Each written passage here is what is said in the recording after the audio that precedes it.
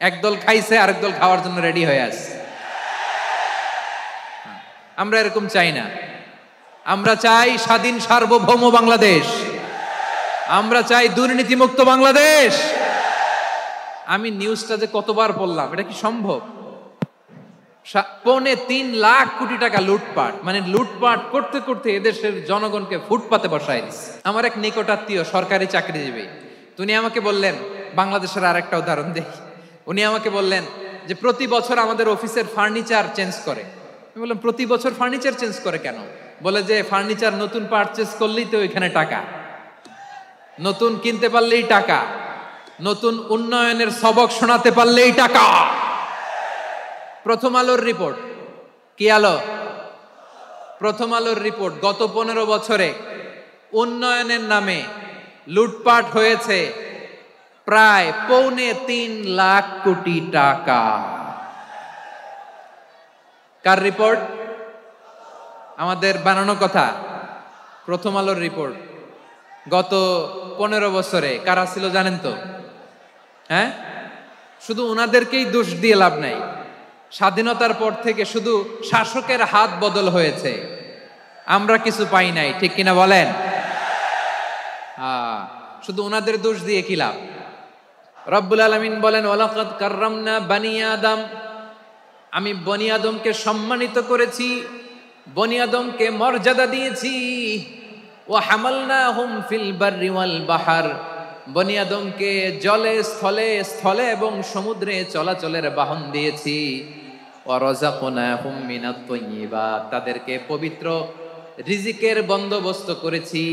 ওয়া ফাদ্দালনাহুম আলা কাসীরিম মিম্মান খালাকনা তাফদীলা, আর আমি আল্লাহ যাদেরকে সৃষ্টি করেছি তাদের মধ্য থেকে বনি আদমকে আমি শ্রেষ্ঠ বানিয়েছি।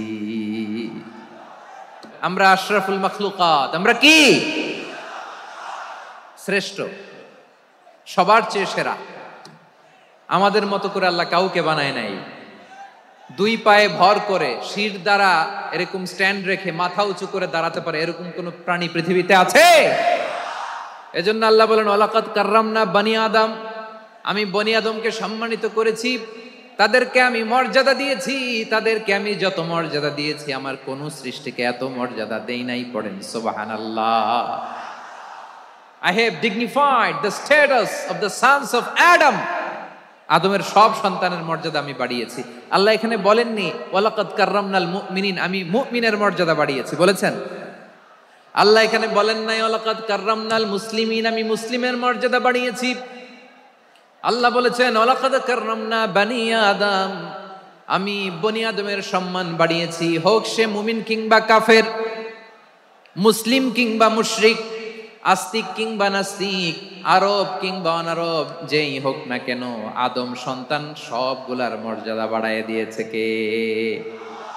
সবার মর্যাদা আল্লাহ বাড়িয়েছে। মানুষ হিসেবে মর্যাদা।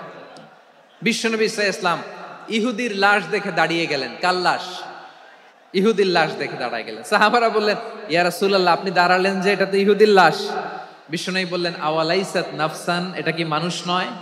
এটা হোক ইহুদি হোক খ্রিস্টান, এটা তো মানুষ। আমি মানুষ দেখে দাঁড়িয়েছি। আই স্যালিউট দ্য হিউম্যানিটি, আমি মানবতাকে সম্মান করেছি। পড়েন সুবহানাল্লাহ। তাহলে এই জমিনে মানুষের মর্যাদা বেশি, হোক আস্তিক হোক নাস্তিক, হোক মুমিন কিংবা কাফের। আদমের সন্তান হলে, মানুষ হলেই তার মর্যাদা বাড়িয়েছে কে? আমার কলিজার টুকরা যশোরের ভাইয়েরা, মানুষের মর্যাদা আল্লাহ এত বাড়িয়েছেন, মানুষ জীবিত থাকলেও যেমনি মর্যাদাবান, মরে গেলেও মর্যাদাবান। সুবহানাল্লাহ পড়েন। মানুষ মরে গেলে এই ডেড বডিটা কি হয়? পচে যায়, গলে যায়, মাটির সাথে মিশে যায়। তাই বলে আপনি ডেড বডির সাথে যাচ্ছে তাই করতে পারবেন না? পারবেন? কেউ যদি অন্যায় করে তাকে যদি আপনি শাস্তির আওতায় আনেন, যা মনে চায় করতে পারবেন না। তারা আগুন দিয়ে পোড়াতে পারবেন না, নাক কাটতে পারবেন না, কান কাটতে পারবেন না, অঙ্গ বিকৃতি করতে পারবেন না। কারণ মানব জাতির মর্যাদা স্বয়ং দিয়েছে কে? পচে যাবে, গলে যাবে। তারপরে ইসলাম বলে, না খবরদার, এই মরা লাশটারও একটা মর্যাদা আছে না নাই? ইসলাম বলে এই লাশটা গলে যাবে, পচে যাবে, কিন্তু এটার অমর্যাদা করো না। কর্পূর দিয়ে, খেজুর পাতা দিয়ে এটাকে ওয়ার্ম ওয়াটার দিয়ে, গরম পানি দিয়ে ধৌত করো। সাদা শুভ্র ধবধবে কাপড় দিয়ে লাশটাকে তুমি কাভার করো। তারপরে খাটিয়ার মধ্যে লাশটাকে রেখে বিশাল একটা প্রোগ্রাম করো, একটা ফিউনারাল প্রোগ্রাম করো। ওই প্রোগ্রামের ডানে বায়ে পেছনে লাশটারে রাখলে হবে না, প্রোগ্রামের একেবারে সামনটাতে তুমি লাশটাকে রাখো। সুবহানাল্লাহ। একটা ফিউনারাল প্রোগ্রাম করতে হবে, তাকে শেষ বিদায় জানাতে হবে, যেটাকে আমরা জানাজা বলি। কি বলি? জানাজা মানে মাইয়েতের জন্য দোয়া, তার জন্য দোয়া করা হয়, তাকে একটা সিস্টেমেটিক অর্ডারে কবরে রাখা হয়, সুন্দরভাবে সেটাকে কবরস্থ করা হয়, মাটি দেয়া হয়, পানি দেয়া হয়। তার মানে মরে গেলেও মানুষের সম্মান বাড়ায় দিয়েছে কে? এজন্য আল্লাহ বললেন ওয়ালাকাদ কাররামনা বানি আদম, বনি আদমের সম্মান মর্যাদা আমি আল্লাহ বাড়িয়ে দিয়েছি। মানুষের সম্মানে তুমি কখনো আঘাত করো না, ঠিক কিনা? তাহলে ভাই, প্রথম মেসেজ হচ্ছে, the first and foremost message tonight to the people of জাসর। আল্লাহ বলেন, I have dignified the status of son of Adam. আমি বনি আদম সবার মর্যাদা বাড়িয়ে দিয়েছি, হোক আস্তিক নাস্তিক, হোক কাফের কিংবা মুশরিক, তার মর্যাদা বাড়াই দিছে কে?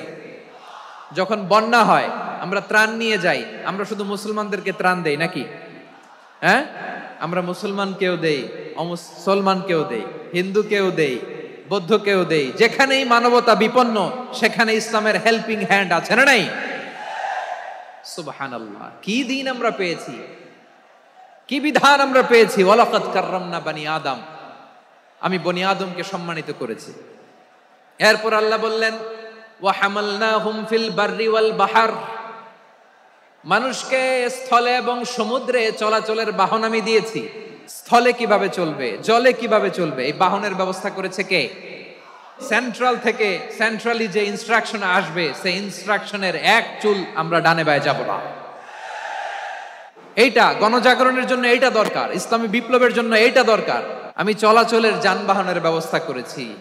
আমরা স্থলে ঘোড়ার উপরে চড়ি, উটের উপরে চড়ি, গাড়ির উপরে চড়ি। এই যে গাড়ির ইঞ্জিন বানাইছি আমরা, এটার মেধা দিয়েছে কে? আবার সাগরের মধ্যে আমরা নৌযান, জলযান, বড় বড় জাহাজ দিয়ে এক মহাদেশ থেকে আরেক মহাদেশ যাই, এক দেশ থেকে মালামাল গুলো আরেক দেশে পাঠাই। সাগরের ভেতরে নৌকাগুলোরে ধরে রাখলো কে? ওয়াল ফুলকিল্লাতী তাজরি ফিল বাহরি বিমা ইয়ানফাউন নাস। মানুষের উপকার আছে এরকম সরঞ্জামাদি নিয়ে সাগরের উপরে বিশাল বিশাল জলযানগুলো চলে। এগুলো ডুবে যায় না, কাত হয়ে যায় না, পড়ে যায় না। এগুলোকে স্থিতিস্থাপকতাকে ঠিক করে রাখলো কে? আপনারা জাহাজ দেখেছেন? জাহাজ, হ্যাঁ, বাড়ি চট্টগ্রাম হইলে দেখতে পারতেন। দেখছেন? বিশাল বিশাল জাহাজ, বিশাল জাহাজ মালামাল নিয়ে এক মহাদেশ থেকে আরেক মহাদেশে যায়। গত মাসে আমার জাপান সফর ছিল। এই যে বাংলাদেশে যে গাড়িগুলো চালান, বেশিরভাগ গাড়ি আসে কিন্তু জাপান থেকে। হাজার হাজার গাড়ি একটা জাহাজ বহন করতে পারে, হাজার হাজার গাড়ি। এটারে সাগরের মধ্যে ভাসাইলো কে? সবাই বলুন, ভাসালো কে? হাজার হাজার গাড়ি নিয়ে জাপানিজ গাড়িগুলো আমাদের চট্টগ্রামের এয়ারপোর্টের বন্দরে ভিড়ে।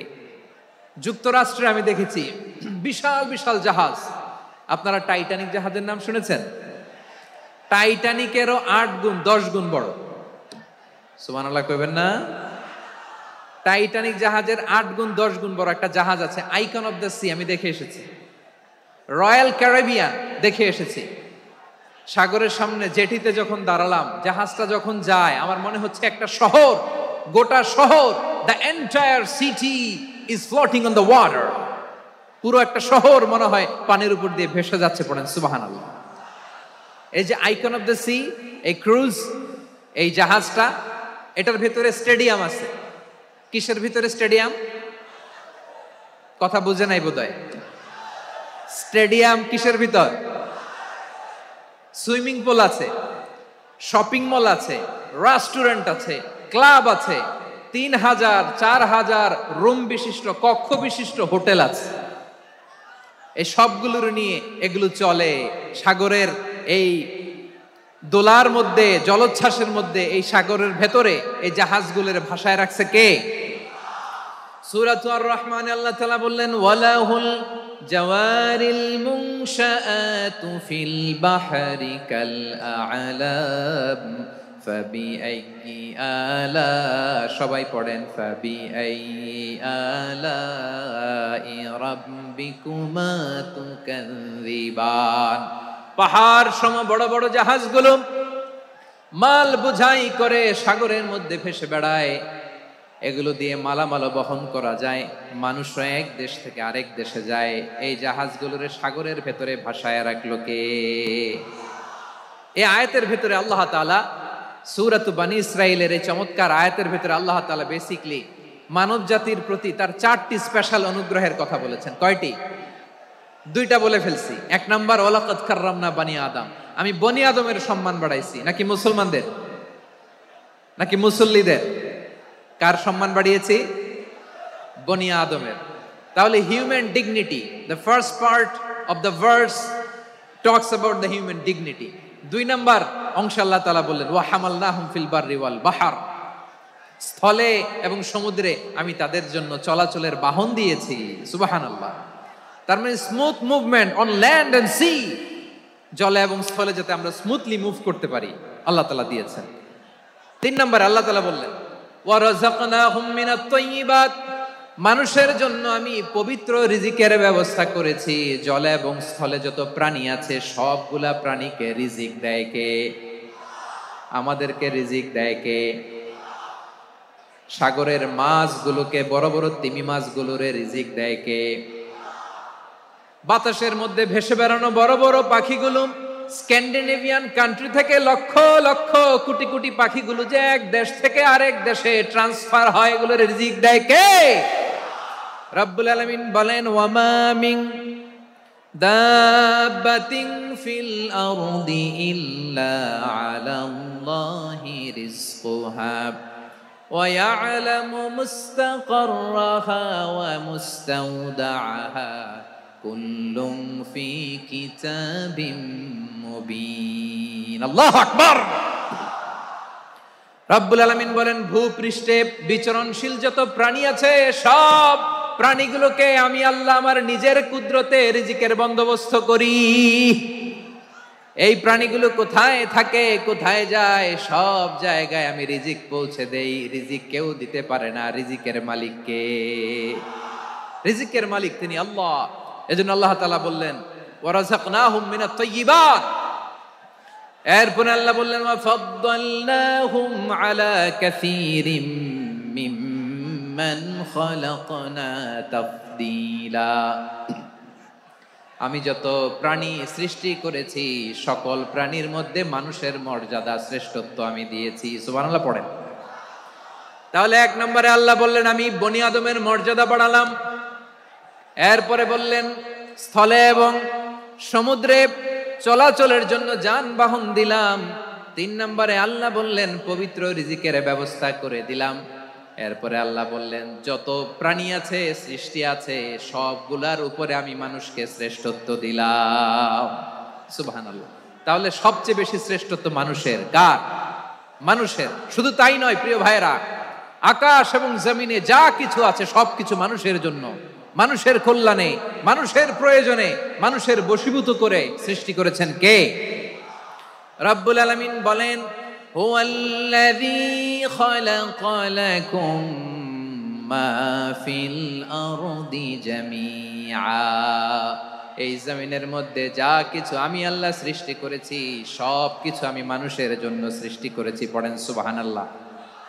হুয়াল্লাযী খালাকা লাকুম মা ফিল আরদি জামিআ, যা আছে সব আমাদের জন্য, সব আমাদেরকে সার্ভিস দেওয়ার জন্য, আমাদের উপকারের জন্য, আমাদের কল্যাণের জন্য। আওয়াজ করে সবাই পড়ুন আল্লাহু আকবার। অন্য আয়াতে আল্লাহ বললেন ওয়াসাখখারা লাকুম মা ফিস সামাওয়াতি ওয়া মা ফিল আরদি জামিআম মিন ইন্না ফি যালিকা লাআয়াতিন লিকাউমি ইয়াতাফাক্কারুন।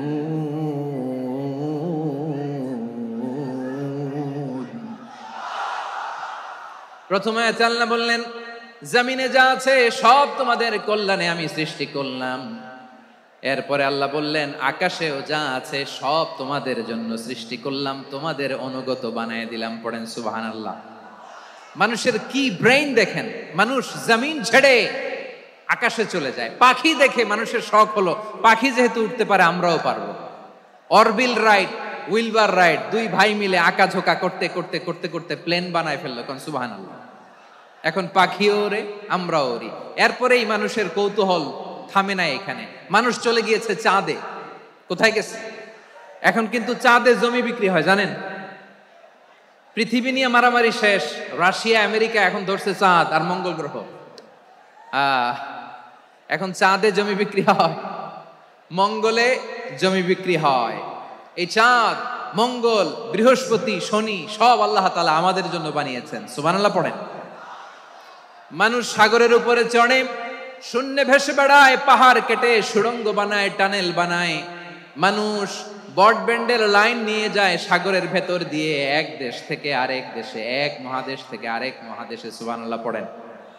তার মানে গোটা বিশ্বের সবকিছুর উপরে control, superiority over all creatures, সবকিছুর উপর কন্ট্রোল, মনিটরিং, নিয়ন্ত্রণ, এটা প্রতিষ্ঠা করে দিয়েছে কে? এজন্যই মানুষের শ্রেষ্ঠত্ব। ওয়ালাকাদ কাররামনা বানি আদম, আমি বনি আদমের সম্মান বাড়িয়েছি, মর্যাদা আমি বাড়িয়ে দিয়েছি এই কারণে, কারণ মানুষ সবকিছুর উপর নিয়ন্ত্রণ নিতে পারে। মানুষকে নিয়ে এই কোরআনের সব আলোচনা, মানুষকে নিয়ে এই কোরআনের সব। তাই কোরআনের কেন্দ্রীয় আলোচ্য বিষয় হচ্ছে মানুষ। কোরআনের কেন্দ্রীয় আলোচ্য বিষয় কি? যশোরের ভাইয়েরা বুঝে থাকলে সবাই বলবেন, কোরআনের কেন্দ্রীয় আলোচ্য বিষয় কি? এই মানুষ কোরআনের কেন্দ্রীয় আলোচ্য বিষয়। মানুষকে আল্লাহ স্বাধীনতা দিয়েছেন। ফামান শাআ ফালইউমিন ওয়া মান শাআ ফালইয়াকফুর। চাইলে মুমিন হতে পারো, চাইলে কাফের হতে পারো, তোমার ইচ্ছা। তবে জেনে রাখো, মুমিন হলে পাবা জান্নাত, কাফির হলে পাবা জাহান্নাম। নাও দ্য ডিসিশন ইজ ইয়ার্স। সিদ্ধান্ত তোমার, জান্নাতে যাবা না জাহান্নামে যাবা। যশোরের ভাইয়ের আওয়াজ করে বলুন, কই যেতে চান, জান্নাতে না জাহান্নামে? ডান দিকে না বাম দিকে? ডানপন্থী না বামপন্থী? চিল্লা চিল্লি না চুপচাপ? মানুষ চাইলে অনেক ভালো হইতে পারে, ভালোর রাস্তাও খোলা, খারাপ হওয়ার রাস্তাও খোলা। ভালো হইলে মানুষ অনেক ভালো, খারাপ হইলে অনেক খারাপ। ভালো হইলে সবচেয়ে ভালো, খারাপ হইলে সবচেয়ে খারাপ। এজন্য সিদ্ধান্ত আপনাকে নিতে হবে। আল্লাহ তাআলা বলছেন, লাকাদ খালাকনাল ইনসানা ফি আহসানি তাকওয়িম সুম্মা রাদাদনাহু আসফালা সাফিলিন। আমি মানুষকে অনেক সুন্দর অবয়বে, সুন্দর আকৃতিতে সৃষ্টি করেছি। তার শুধু চেহারার ডিজাইনটাই সুন্দর নয়, তার ব্রেনটা বড্ড সুন্দর, তার মানসিকতা বড্ড সুন্দর, তার সৃজনশীলতা বড্ড সুন্দর। পড়েন সুবহানাল্লাহ। আমাদের চেহারা, অবয়ব, ডিজাইন যে সুন্দর তা না, আমাদের ব্রেনটা অনেক সফিস্টিকেটেড ব্রেন, অনেক সফিস্টিকেটেড। এই 1.5 কেজি ব্রেন ইউজ করে মানুষ গোটা বিশ্বে সভ্যতা বিনির্মাণ করেছে, ঠিক কিনা? এই ব্রেন আল্লাহ তাআলা আমাকে দিয়েছে। এটারে কাজে লাগালে, আপনার 6 সেন্স কাজে লাগালে আপনি অনন্য মানুষ হয়ে উঠবেন, মহামানবে রূপান্তরিত হবেন। মানুষ হতে পারে, চাইলেই মহামানব হতে পারে। আবার যদি মানুষ চায় খারাপও হতে পারে। আল্লাহ বললেন শুধু ভালোই না, ভালো হতে চাইলে অনেক ভালো তুমি হতে পারো, আবার খারাপ হতে চাইলে অনেক খারাপ তুমি হতে পারো। সুম্মা রাদাদনাহু আসফালা সাফিলিন।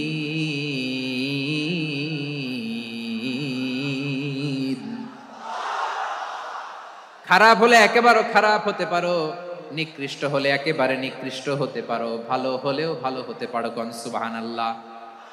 এবার আওয়াজ করে বলুন, ভালো হতে চাই না খারাপ? শ্রেষ্ঠ না নিকৃষ্ট? মানুষ ভালো হলে মানুষ ফেরেশতার চেয়েও ভালো, মানুষ খারাপ হলে সে পশুর চেয়েও খারাপ। কথা ঠিক কিনা বলেন? ভালো হলে ফেরেশতার চেয়েও ভালো, খারাপ হলে পশুর চেয়েও নিকৃষ্ট। তার মানে শ্রেষ্ঠত্বে মানুষ, শ্রেষ্ঠত্বে ফেরেশতাকে হার মানায়, আর অধপতনে শ্রেষ্ঠত্বে ফেরেশতাকে ছাড়িয়ে যায়, আর অধপতনে পশুকেও হার মানায়। আই রিপিট, আমি আবারও বলছি, মানুষ শ্রেষ্ঠত্বে ফেরেশতাকে ছাড়িয়ে যায়, আর অধপতনে সে পশুকেও হার মানায়। আওয়াজ করে বলতে হবে ঠিক কি না? এটার প্রমাণ কি? মানুষ শ্রেষ্ঠ হইলে যে ফেরেশতার চেয়েও সেরা, তার প্রমাণ কি? আল্লাহ তাআলা বলছেন, ওয়া ইয কুলনা লিল মালাইকাতি ইসজুদু লি আদম ফাসাজাদু ইল্লা ইবলিস আবা ওয়াস্তাকবারা ওয়া কানা মিনাল কাফিরিন। আল্লাহ বলেন, স্মরণ করো সে সময়ের কথা যখন আমি ফেরেশতাদেরকে বললাম, ও ফেরেশতারা আদমকে সেজদা দাও। সব ফেরেশতারা সম্মান সূচক সেজদা আদমকে দিল। তারা আদমের জন্য সেজদায় লুটিয়ে পড়লো, একজন ছাড়া, তার নাম ইবলিস। আওয়াজ করে বলেন, তার নাম কি? সে অহংকার প্রদর্শন করলো, সে কাফের হয়ে গেল। বাকি সব ফেরেশতারা সেজদা দিল। সুবহানাল্লাহ। আবার আদম আলাইহিস সালামকে আল্লাহ জিজ্ঞেস করলেন, সব বলে দিল উত্তর, কিন্তু ফেরেশতাদেরকে একই প্রশ্ন জিজ্ঞেস করলেন, তারা উত্তর করতে পারে নাই।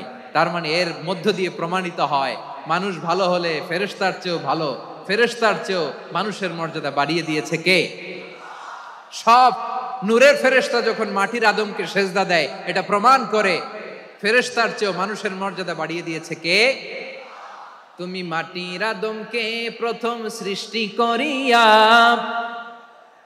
ঘোষণা করিয়া দিলে শ্রেষ্ঠ বলিয়া, তাই তো নূরের ফেরেশতা করে আদমকে সেজদা। ঠিক কিনা বলেন? তাই তো নূরের ফেরেশতা করে আদমকে সেজদা। সবার চেয়ে সম্মান দিলে মাটির আদমকে। আল্লাহু আল্লাহু তুমি জাল্লে জালালুহু, শেষ করা তো যায় না গে তোমার গুণগান। পড়েন না? পড়েন।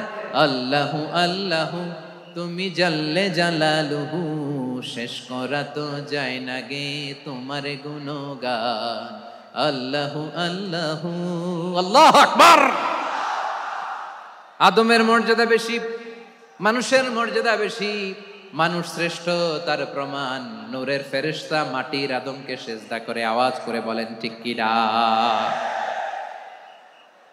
তাহলে মানুষ ভালো হলে ফেরেশতার চেয়ে ভালো। আবার মানুষ যদি খারাপ হয়, সে পশুর চেয়েও খারাপ। অধপতনে পশুত্বকে হার মানায়। তার প্রমাণ কি? তার প্রমাণ হচ্ছে, যশোরের ভাইরা দেখবেন পত্রিকায়, নিউজ পেপারে মাঝে মাঝে এরকম দেখা যায়, এক মানুষ আরেক মানুষকে হত্যা করে। দেখেন, মানুষ যদি খারাপ হয়, সে পশুকেও হার মানায়। চিল্লায় বলো ঠিক কিনা? এমনও দুশ্চরিত্র মানুষ আছে, যার যার নজর থেকে 6 মাসের ছোট্ট মেয়ে থেকে শুরু করে 80 বছরের বৃদ্ধারাও নিরাপদ নয়। প্রিয় ভাইয়েরা, চোখ কান নাক মুখ থাকলেই মানুষ না। যা সামনে দেখেন, এগুলো সব মানুষ না, এগুলো জনসংখ্যা। এগুলো কি? সবাই বলুন, এগুলো কি? বাড়ছে জনসংখ্যা, কমছে মানুষ। বাড়ছে জনসংখ্যা, কমছে। এই দুনিয়া এখন তো সেই দুনিয়া নাই, মানুষ নামের মানুষ আছে, দুনিয়া বোঝাই। সেই মানুষের ভিড়ে আমার আসল মানুষ নাই। ঠিক কিনা? আসল মানুষের বড্ড অভাব, আসল মানুষের বড্ড অভাব। আমার ভাইয়েরা, মানুষ খারাপ হলে পশুকেও হার মানায়। যে বাবাকে মেরে, স্বামীকে মেরে স্ত্রীকে বিধবা বানায়, তারও ঘরে স্ত্রী আছে। তাহলে আমরা বুঝলাম, মানুষ ভালো হলে অনেক ভালো, খারাপ হলে অনেক খারাপ। ও আমার কলিজার টুকরা যশোরের ভাইয়েরা, আসুন না 3 দিন ব্যাপী এই তাফসিরুল কোরআনের ঐতিহাসিক প্রোগ্রাম থেকে আমরা সিদ্ধান্ত নেই, আমরা ভালো মানুষ হব নাকি খারাপ মানুষ হব। কলিজা থেকে, প্রাণ থেকে আওয়াজ করে সবাই বলুন, ভালো মানুষ নাকি খারাপ মানুষ? ভালো মানুষ হইতো। ভালো মানুষ যারা জগৎটাকে এনলাইটেন করবে, যারা এনলাইটেন করবে, যারা সত্যের বীর সেনানী হয়ে দাঁড়াবে, যারা সত্যের পক্ষে কথা বলবে, যারা জালিমের মসনদকে ভেঙে খান খান করে দেবে। এরকম হওয়ার দরকার আছে না নাই? এরকম ভালো মানুষ আমরা হতে চাই কি চাই না? মানুষকে যত্ন নিলে মানুষ যে কত ভালো হয় আপনি কল্পনাও করতে পারবেন না। এই যে আপনাদের যশোরে যে ভালো ছেলেগুলো আছে, যে ভালো তরুণগুলো আছে, যে যুবকগুলো আছে, যে ভালো আলেমরা আছে, ভালো নেতারা আছে, সবাই যদি তাদের মতো হতো, পুরো যশোরটা একটা জান্নাতের টুকরা হয়ে যেত। আওয়াজ করে বলেন ঠিক কিনা? মানুষকে নার্চারিং করলে, মানুষকে পলিশ করলে, মানুষকে গ্রুমিং করলে, মানুষকে সঠিক তারবিয়া দিলে মানুষ অনন্য হয়ে ওঠে। প্রতিটি মানুষ অনন্য। আমি অনন্য, আপনি অনন্য, আমরা সবাই অনন্য। সুবহানাল্লাহ বলেন। মানুষকে আল্লাহ তাআলা দিয়েছেন অসীম ক্ষমতা, অসীম ক্ষমতা। সুবহানাল্লাহ। একটা মানুষ পারে না এমন কিছু নাই, একটা মানুষ পারে না এমন কিছু নাই। বিশ্বাস করতে হবে, মানুষ যা কল্পনা করতে পারে ওইটা মানুষ করে দেখাতে পারে। তুমি তোমার কল্পনার রাজ্যকে সাজাও, তোমাকে হারাতে পারে এমন কোন শক্তি আল্লাহর জমিনে নাই। তোমার কি শক্তি, কি সম্ভাবনা তুমি জানোই না মিয়া। তুমি এদিকে তাকাও কেন? তোমার রাস্তা তো ওই দূরে। Plan big, dream big. কল্পনার শক্তিকে বড় করো। মানুষ যা কল্পনা করতে পারে মানুষ তা করে দেখাতে পারে। মানুষের কাছে অসাধ্য কিছু নাই মৃত্যু ছাড়া, এক্সেপ্ট ডেথ। মৃত্যু ছাড়া মানুষ সবকিছুকে জয় করতে পারে। মৃত্যু ছাড়া যে কোনো অসাধ্যকে সাধন করার ক্ষমতা মানুষকে দিয়ে দিয়েছে কে? হারার জন্য তোমার জন্মই হয় নাই, তোমার জন্ম হয়েছে জিতার জন্য, বিজয়ের জন্য তোমার জন্ম। মানুষের শুরুটাই হয় বিজয় দিয়ে। যশোর, আওয়াজ করে বলো, মানুষের শুরু হয় কি দিয়ে? আমরা যখন আমার পিতার পৃষ্ঠদেশে ছিলাম, পিতার পৃষ্ঠদেশ থেকে শুক্রাণু যখন মায়ের গর্ভদেশে যেয়ে পড়ে, কতটা শুক্রাণু ভ্রমণ শুরু করে জানো? 20 কোটি শুক্রাণু। একবার সিমেন আউট হলে সেখানে 20 কোটি শুক্রাণু থাকে, ভ্রমণ শুরু করে। ওই 20 কোটি শুক্রাণুর মধ্যে থেকে তুমি আমি আজকে এক বিকশিত শুক্রাণু মানব রূপে পৃথিবীতে এসেছি। সুবহানাল্লাহ। ওই 20 কোটি শুক্রাণুর প্রতিযোগিতায় সবাইরে পেছনে ফেলে সেদিন আমি সফল হয়েছিলাম, সেদিন আমি বিজয়ী হয়েছিলাম। সেদিন আমি এত ছোট ছিলাম, মাইক্রোস্কোপ দিয়েও আমার অস্তিত্ব টের পাওয়া যায় না।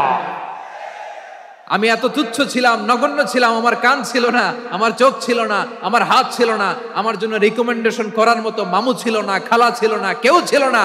তারপরেও ওই প্রতিযোগিতায়, ওই কম্পিটিশনে যখন আমারে কেউ হারাতে পারে নাই, আল্লাহর জমিনেও আমারে কেউ হারাতে পারে না।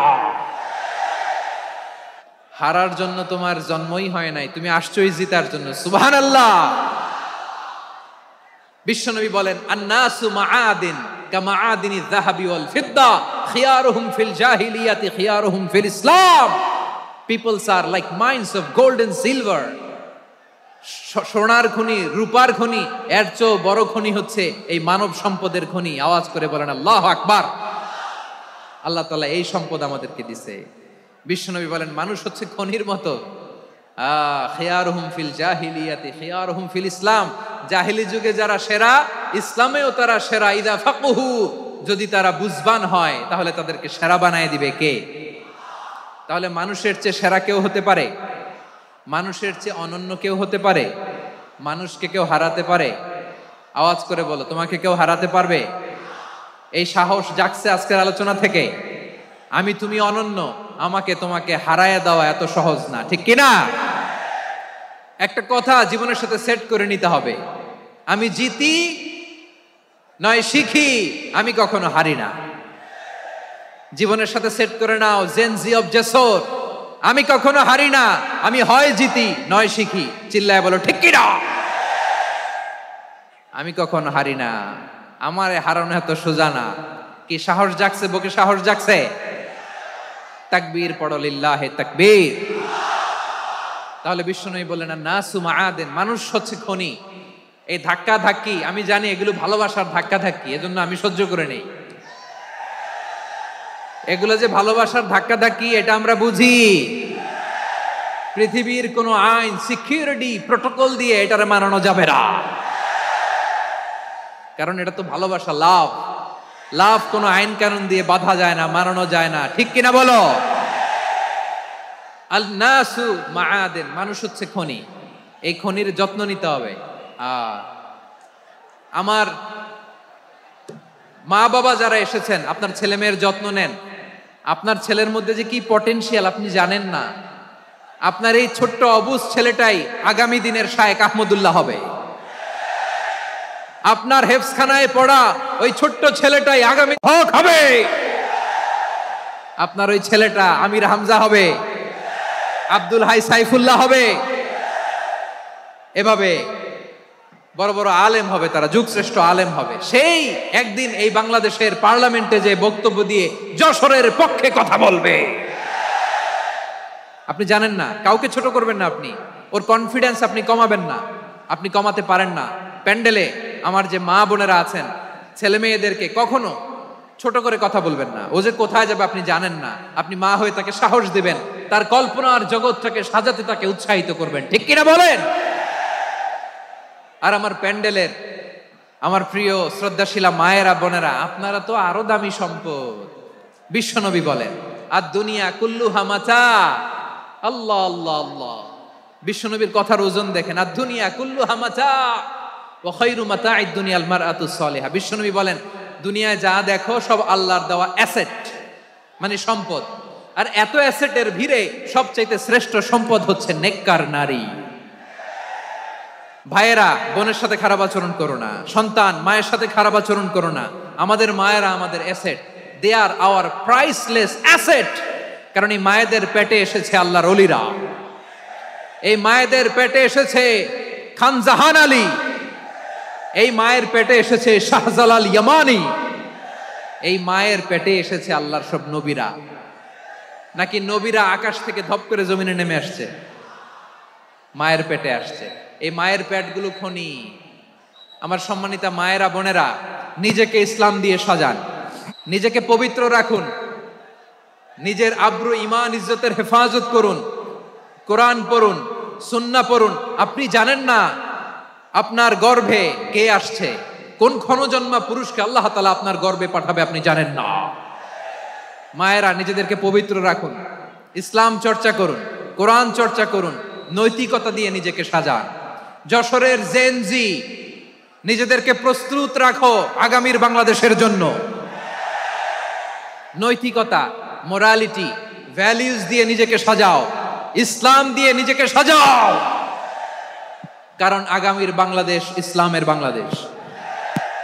বাংলাদেশের আসল পরিচয় ইসলাম। বাংলাদেশের আসল পরিচয় কি? বাংলাদেশের আসল পরিচয় কি? এই ইসলাম নিয়ে আমরা সংসদ ভবন সাজাবো, রাজি আছি না নাই? শেকড় ভুলে যাওয়া যাবে না। আমরা ধাপে ধাপে শারিয়া আইনের দিকে যাব ইনশাআল্লাহ, কিন্তু জঙ্গিবাদ দিয়ে নয়, কট্টরপন্থা দিয়ে নয়। আমরা ইন্টেলেকচুয়ালি, গ্রাজুয়ালি, ধাপে ধাপে শারিয়া আইনের দিকে মুভ করব ইনশাআল্লাহ। বলো লিল্লাহি তাকবীর। এদেশের আসল পরিচয় সবাই বলে না, আওয়াজ করে, এদেশের আসল পরিচয়। এদেশে আজান শুনে সূর্য ওঠে শহর গ্রামে, এদেশে আজান শুনে সূর্য ডুবে সন্ধ্যা নামে, এদেশে সকল কাজে সবাই বলে বিসমিল্লাহ, এদেশে ভালো কিছু দেখে শুনে হাসি মুখে সবাই বলে মাশা আল্লাহ, সুবহানাল্লাহ সুবহানাল্লাহ সুবহানাল্লাহ সুবহানাল্লাহ সুবহানাল্লাহ সুবহানাল্লাহ সুবহানাল্লাহ সুবহানাল্লাহ। ও নবীন তরুণ, তোমার কিসের এত ভয়? জেনে রেখো বাংলাদেশের আসল পরিচয়। বাংলাদেশের আসল পরিচয় ইসলাম। আওয়াজ তুলে বলো, আসল পরিচয় কি? এদেশে পরস্পরে দেখা হলে দেয় সালাম, এদেশে আমজনতার হৃদয় জুড়ে পাক কালাম, ঠিক কি না? এদেশে বিপদ এলে সর্বজনে সর্বক্ষণে দোয়া পড়ে ইন্না লিল্লাহ সুবহানাল্লাহ সুবহানাল্লাহ সুবহানাল্লাহ সুবহানাল্লাহ।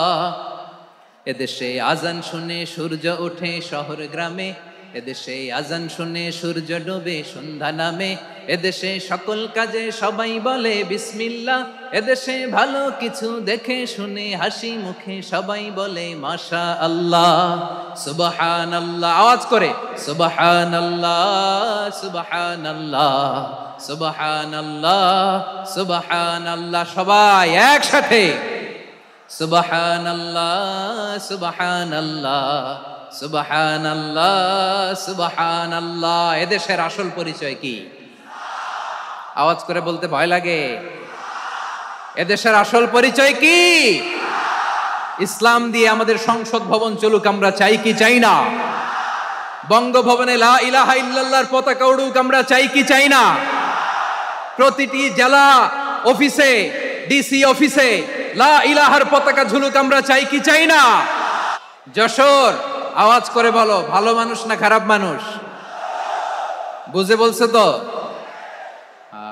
মানুষ ভালো হলে যে কত ভালো। এই মানুষকে যত্ন নিলে, মানুষকে মানুষ বানালে যে সে কি হতে পারে শুনবা। মানুষকে যত্ন নিলে মানুষের মধ্যে যে আল্লাহ কি পটেনশিয়াল রেখেছে। আমি জাপানের দুইটা উদাহরণ দেই। জাপানের, আল্লাহ, 2022 সালে জাপানের সাথে জার্মানির খেলা, ফিফা ওয়ার্ল্ড কাপ 2022।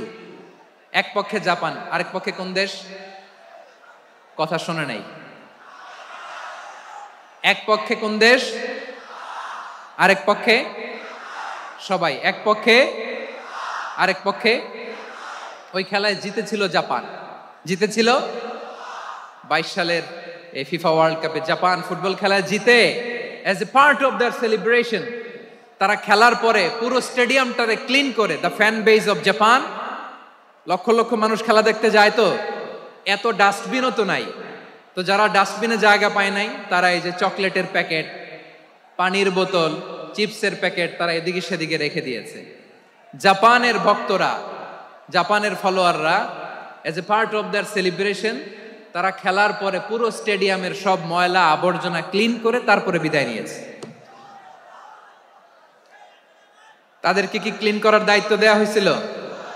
এই যশোর, জাপানের যে ছেলেরা খেলা দেখতে গেছিল ওদেরকে কি ক্লিন করার দায়িত্ব দিছিল? তারা কি স্টেডিয়ামের পরিচ্ছন্নতা কর্মী? তাদের আকল, তাদের সিক্স সেন্স তাদেরকে বলেছে। ছোটবেলা থেকে জাপান গভর্নমেন্ট ওদেরকে এত পরিচ্ছন্নতা শেখায়, ক্লিনলিনেস অ্যাওয়ারনেস ক্যাম্পেইন করায়। ক্লাসে আমি দেখেছি, ক্লাসে নিজের বেঞ্চ নিজে মুছে, ক্লাসের মাঝখানে একটা সময় দেয়, নিজের টেবিল নিজে মুছে, নিজের ক্লাসরুমটা নিজে পরিষ্কার করে। রাস্তাঘাটে একটা ধুলা নাই, ময়লা নাই, একটা টিস্যু নাই। খেলার পরে গোটা বিশ্বকে তাক লাগিয়ে দিয়েছে। জাপানের ফ্যানরা সবার রেখে যাওয়া গার্বেজ, টিস্যু, বোতল পরিষ্কার করে তারপরে স্টেডিয়াম থেকে বিদায় নিয়েছে। আমরা কেন এমন হইতে পারলাম না? আমরা কেন এমন হইতে পারলাম না? জাপানের যারা এগুলো করছে ওদের 3টা করে চোখ না? চোখ তো 3টা, জাপানো লাগো। জাপানো লাগো হাত তো 4টা, কান তো 6টা। হ্যাঁ, নাকি আমার মতো 2 হাত 2 কানওয়ালা মানুষ? চোখে দেখলে ওটা মানুষ না। চিন্তা করছেন? তার মানে জাপানিজদেরকে যে গ্রুমিং করে শিখানোর মাধ্যমে পরিচ্ছন্ন বানানো গেছে। ওরা যেমনি মানুষ, আমরাও মানুষ। আমাদের সন্তানদেরকে শেখালে তারাও পারবে। পারবে কিনা? 2 নম্বর উদাহরণ বলি। চট্টগ্রাম ফেনীতে যারা গিয়েছেন, মেঘনা গোমতী ব্রিজ প্রকল্প নাম শুনছেন? মেঘনা একটা ব্রিজ পার হওয়া লাগে। এই মেঘনা গোমতী, এখানে 3টা ব্রিজ, কাঁচপুর সহ এই 3টা ব্রিজের নির্মাণ কাজ, রেনোভেশনের কাজ দেয়া হয়েছিল জাপানের একটা কোম্পানিকে। কাকে? জাপানের কোম্পানি। নির্মাণ শেষে 738 কোটি টাকা বেঁচে গেছিল, এটা গভর্নমেন্টের হাতে দিয়ে তারা বিদায় নিয়েছে। কত টাকা? 738 কোটি টাকা। যত প্রাক্কলিত ব্যয় নির্ধারণ করা হয়েছে সব টাকা সরকার, তৎকালীন সরকার 2019-এর সরকার, কারা ছিল তো জানেন? এই 2019-এর সরকার তাদেরকে দিয়েছে। তারা রিনোভেশন নির্মাণ শেষে 738 কোটি টাকা অতিরিক্ত বেঁচে গেছিল, এটা আবার গভর্নমেন্টের হাতে বুঝাই দিয়ে তারা বিদায় নিচ্ছে। আমরা কেন এমন হইতে পারলাম না? জাপানের ওরাও মানুষ, আমরাও মানুষ। তার মানে মানুষে মানুষে পার্থক্য আছে না নাই? আচ্ছা, জাপানের 2টা উদাহরণ দিলাম, এবার আমার দেশের 2টা উদাহরণ দিব না? বাংলাদেশের 2টা উদাহরণ দিই। 1 নম্বর উদাহরণ, গত সপ্তাহে আপনারা জানেন কক্সবাজার আমার একটা প্রোগ্রাম ছিল, তো হেলিকপ্টারে গিয়েছিলাম। ফেনী জেলা যখন পার হচ্ছি, আমি দেখলাম 3টা উইন্ডমিল। উইন্ডমিল চিনেন তো? বিশাল পিলার, 3টা 4টা পাখা থাকে। বায়ু বিদ্যুৎ কেন্দ্র, বাংলাদেশের প্রথম বায়ু বিদ্যুৎ কেন্দ্র এটা। মুহুরী প্রজেক্ট বলে এটা, সম্ভবত মুহুরী প্রজেক্ট।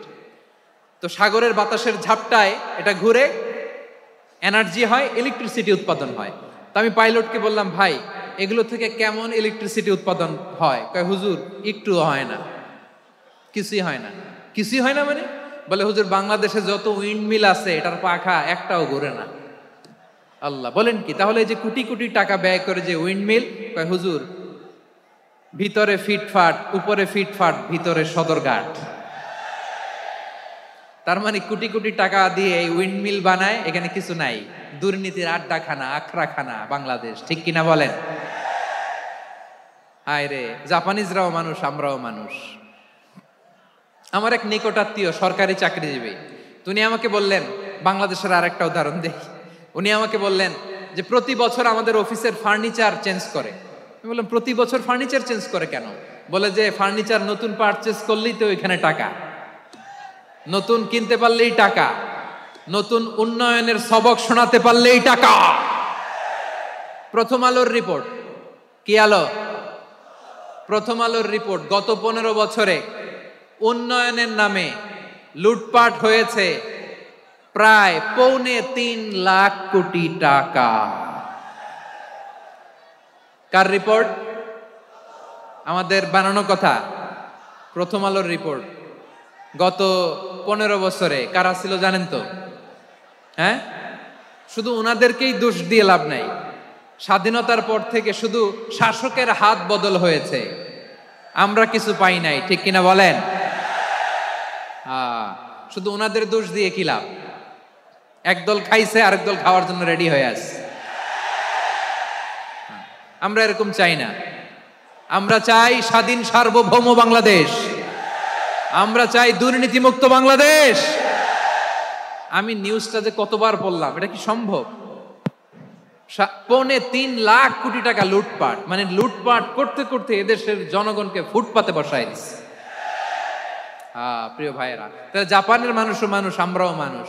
সিদ্ধান্ত আপনার, কোন মানুষ হবেন, ভালো মানুষ না খারাপ মানুষ? আজকের আলোচনার বিষয় হচ্ছে মানব সম্পদের উন্নয়ন, হিউম্যান রিসোর্স ডেভেলপমেন্ট।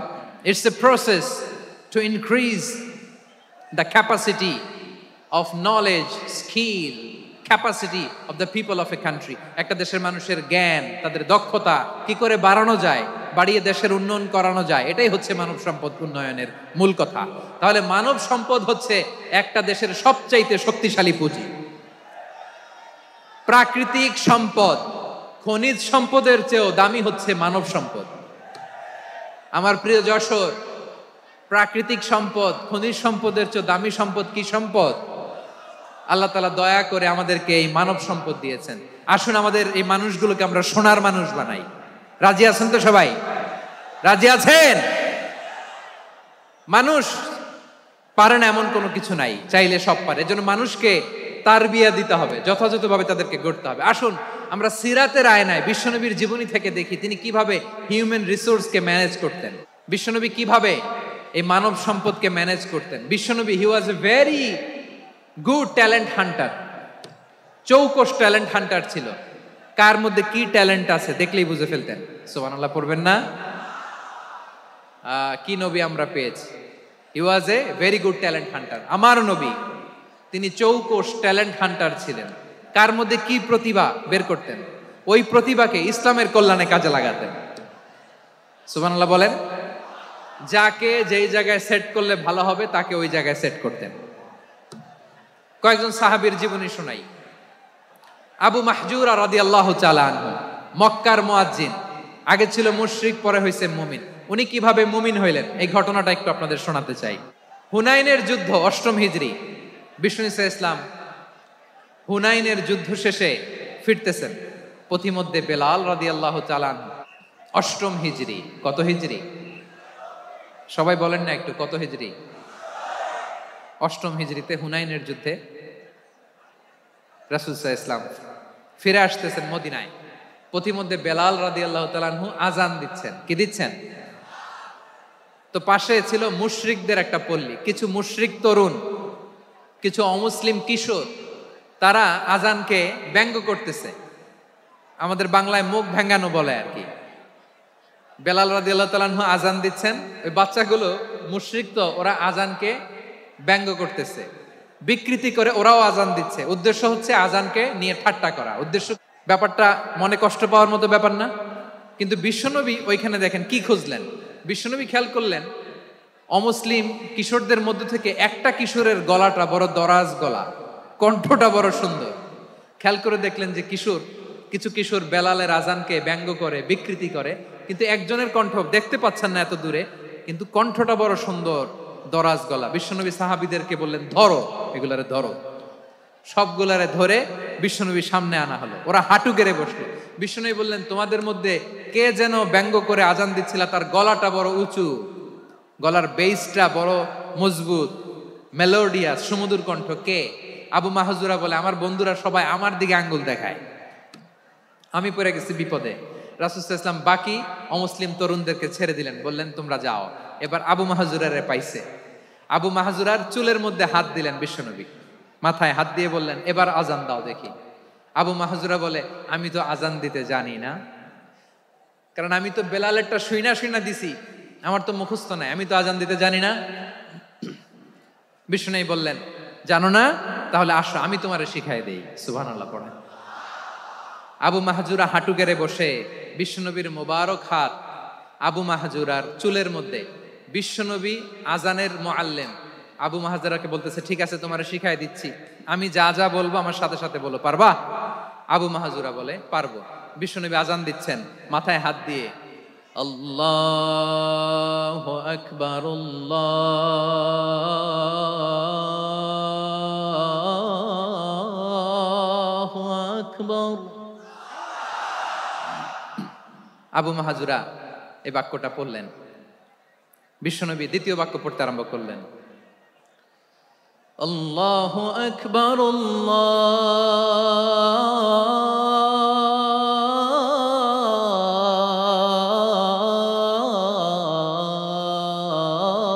আল্লাহু আকবার। আবু মাহজুরা এই বাক্যটা বললেন। বিশ্বনবী আবু মাহজুরার মাথার মধ্যে হাত দিয়ে তৃতীয় বাক্য পড়লেন, আশহাদু আল্লা ইলাহা ইল্লাল্লাহ,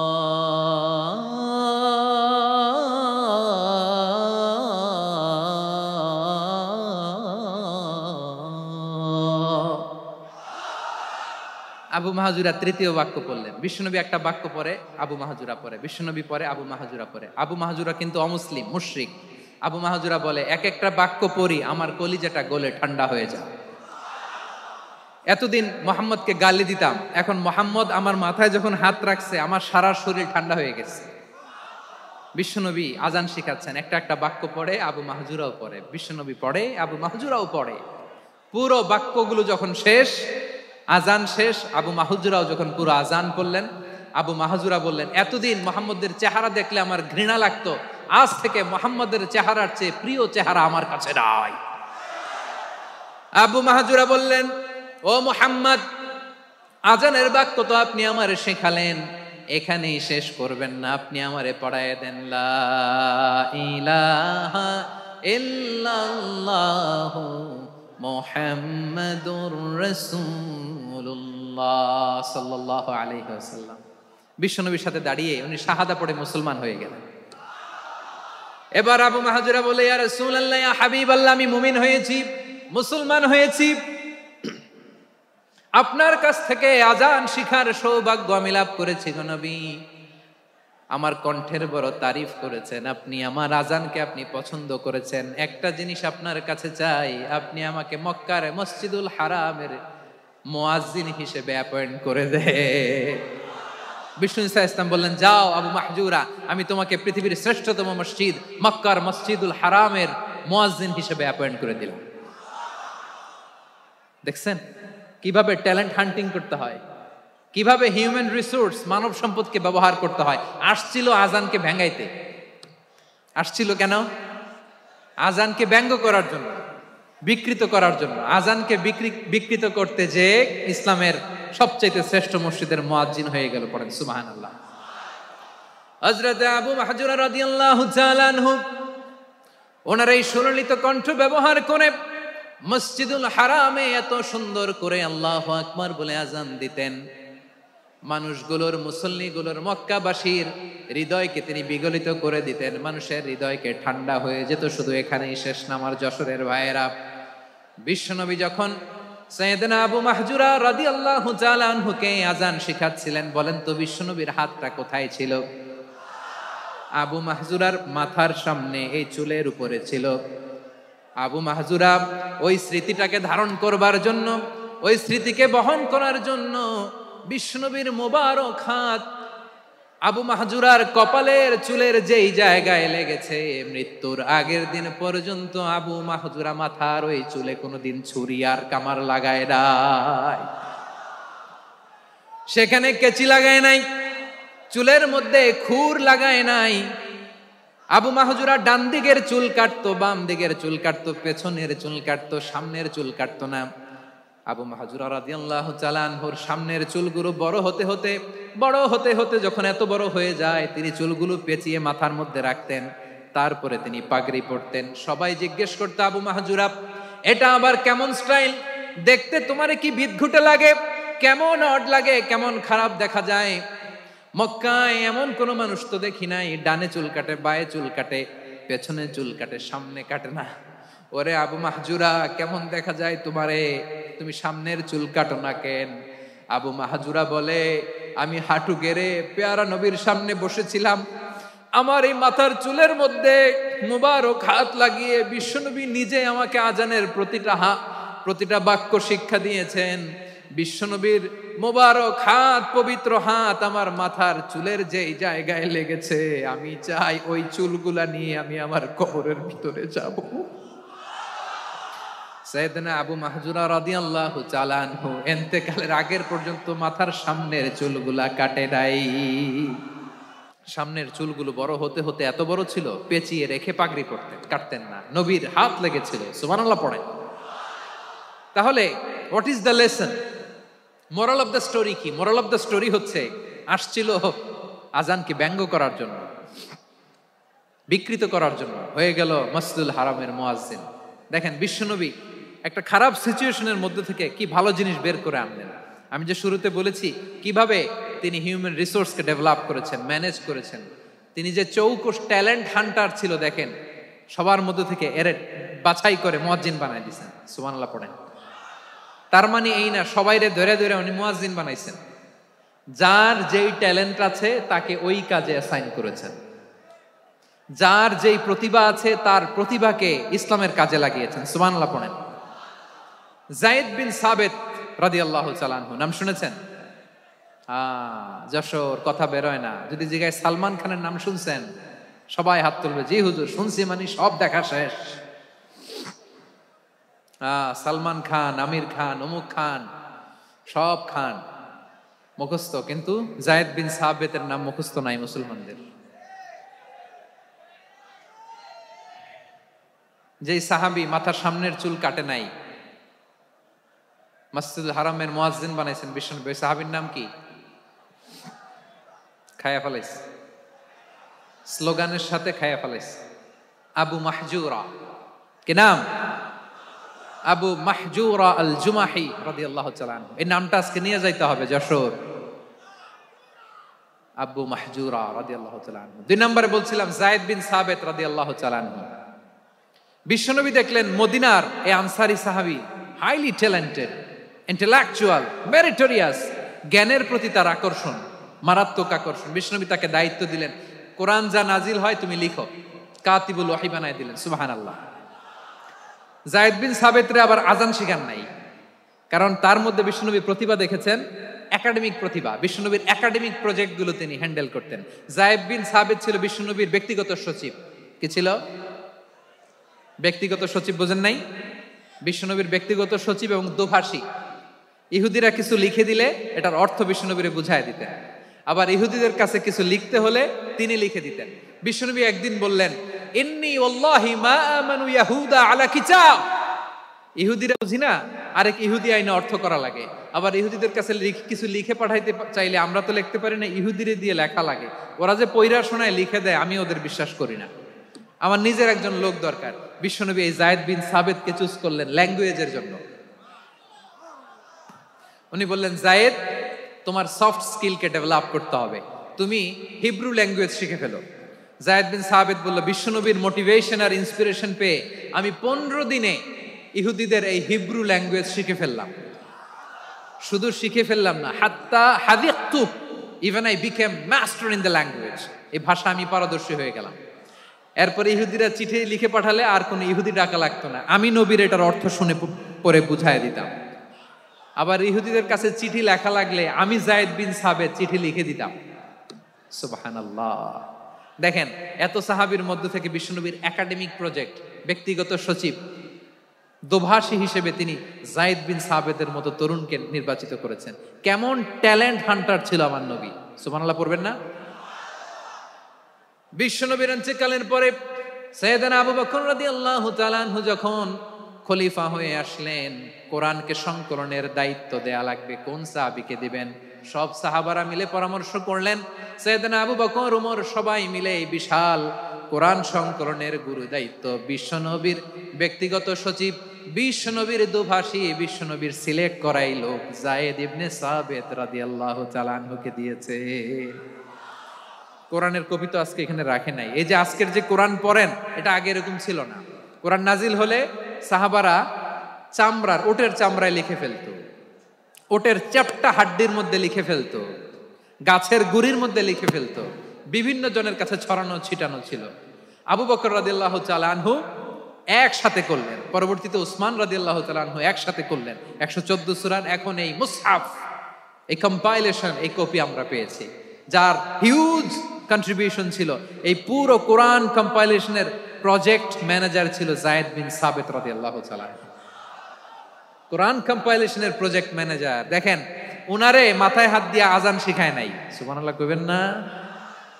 তাহলে প্রথম সাহাবী আবু মাহজুরাকে মুয়াজ্জিন বানাইলেন, যায়েদ বিন সাবেতকে ব্যক্তিগত সচিব আর দোভাষী বানালেন, মুসআব ইবনে উমাইর রাদিয়াল্লাহু তাআলা আনহুকে ইসলামের প্রথম অ্যাম্বাসেডর বানালেন। তাহলে তৃতীয় নাম্বার একজন সাহাবীর নাম বলছি, মুসআব ইবনে উমাইর। He was the first ambassador in Islam. ইসলামের প্রথম ডিপ্লোম্যাট, প্রথম কূটনৈতিক, ইসলামের প্রথম কূটনৈতিক, ইসলামের প্রথম ডিপ্লোম্যাট, প্রথম অ্যাম্বাসেডর মুসআব ইবনে উমাইর। মক্কার তরুণ যুবক, উনি পারফিউম লাগাইলে মানুষ দেখলেই বুঝতো এটা মুসআব লাগাইছে। এমন ড্যাশিং ফেসের ছিল, এমন স্মার্ট ড্যাশিং ফেস, এমন পার্সোনালিটির মানুষ ছিল মুসআব রাদিয়াল্লাহু তাআলা আনহু। কারণ যিনি ইসলামের স্পোকম্যান হবেন, মুখপাত্র হবেন, তার স্মার্ট হওয়ার দরকার আছে না নাই? আকাবার প্রথম শপথ যখন হলো, তাদের সাথে বিষ্ণু ঈসা ইসলাম মদিনাতে একজন মুখপাত্র পাঠালেন, ডিপ্লোম্যাটকে পাঠালেন, অ্যাম্বাসেডর অফ ইসলাম। তিনি হচ্ছেন মুসআব ইবনে উমাইর। পড়েন সুবহানাল্লাহ।